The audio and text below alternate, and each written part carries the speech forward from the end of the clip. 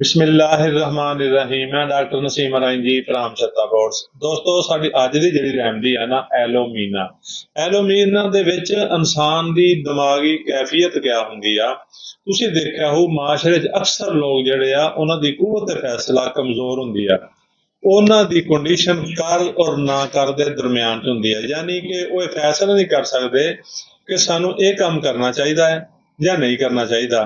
ਕਦੀ ਤੇ ਉਹਨਾਂ ਦਾ ਇਹ ਮਾਈਂਡ ਹੁੰਦਾ ਕਿ ਕਰ ਲੈਣਾ ਚਾਹੀਦਾ ਹੈ ਤੇ ਫੌਰਨ ਹੀ ਮਾਈਂਡ ਬਦਲ ਜਾਂਦਾ ਹੈ ਕਿ ਇਹ ਕੰਮ ਨਹੀਂ ਕਰਨਾ ਚਾਹੀਦਾ।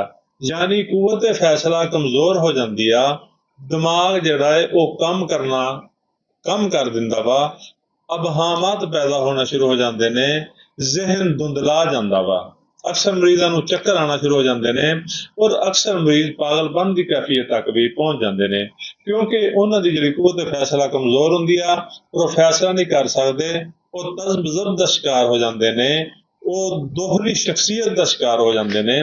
ਅਗਰ ਤੁਹਾਡੇ 'ਚ ਵੀ ਕੋਈ ਮਸਲਾ ਹੈ, ਕੋਈ ਦੋਸਤ ਐਸਾ ਹੈ ਕਿ ਉਹ ਦੋਹਰੀ ਸ਼ਖਸੀਅਤ ਦਾ ਸ਼ਿਕਾਰ ਹੋ ਗਿਆ ਹੈ, ਕਦੀ ਉਹ ਸੋਚਦਾ ਮੈਨੂੰ ਇਹ ਕੰਮ ਕਰਨਾ ਚਾਹੀਦਾ ਹੈ, ਕਦੀ ਸੋਚਦਾ ਨਹੀਂ ਕਰਨਾ ਚਾਹੀਦਾ, ਉਹ ਦੋਹਰੀ ਹਾਲਤ ਦੇ ਵਿੱਚ ਮੌਜੂਦ ਹੈ, ਉਹਦਾ ਜ਼ਿਹਨ ਧੁੰਦਲਾ ਚੁੱਕਿਆ ਹੈ, ਅਬਹਾਮਤ ਪੈਦਾ ਹੋ ਚੁੱਕੇ ਨੇ, ਹੋਮਿਓਪੈਥਿਕ ਦਵਾ ਐਲੋਮੀਨਾ 1 ਦੀ ਇੱਕ ਖੁਰਾਕ ਅਗਰ ਉਸ ਮਰੀਜ਼ ਨੂੰ ਦਿੱਤੀ ਜਾਵੇ ਤੇ ਇਨਸ਼ਾਅੱਲਾ ਉਹ ਮਰੀਜ਼ ਫੌਰੀ ਤੌਰ ਤੇ ਠੀਕ ਹੋ ਜਾਏਗਾ ਔਰ ਉਹਦੀ ਜਿਹੜੀ ਇਹ ਦਿਮਾਗੀ ਹਾਲਤ ਆ ਉਹ ਠੀਕ ਹੋ ਜਾਏਗੀ ਔਰ ਉਹਨੂੰ ਦੁਬਾਰਾ ਕੁਵਤ ਫੈਸਲਾ ਮੁਕੰਮਲ ਤੌਰ ਤੇ ਇਹ ਜ਼ਿਹਨ ਉਹਦਾ इस तरह हो जाएगा कि वो कुव्वत फैसला कर सकेगा।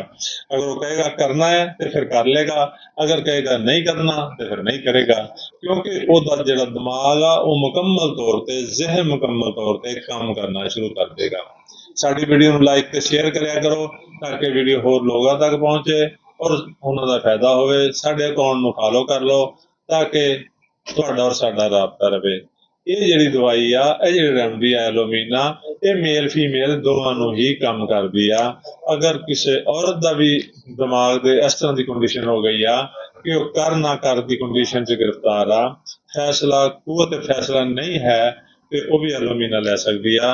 ਔਰ ਅਗਰ ਕਿਸੇ ਮਰਦ ਨੂੰ ਇਹ ਮਸਲਾ ਹੈ ਤੇ ਉਹ ਵੀ ਐਲੋਮੀਨਾ 1 ਤਾਕਤ ਲੈ ਸਕਦਾ ਹੈ। ਇਹਦੀ ਸਿਰਫ ਇੱਕੋ ਹੀ ਖੁਰਾਕ ਲੈਣੀ ਆ, ਦੁਬਾਰਾ ਦਵਾਈ ਦੀ ਜ਼ਰੂਰਤ ਨਹੀਂ ਰਹੇਗੀ ਔਰ ਇਨਸ਼ਾਅੱਲਾ ਤੁਸੀਂ ਠੀਕ ਹੋ ਜਾਓਗੇ। शुक्रिया, अल्लाह हाफिज।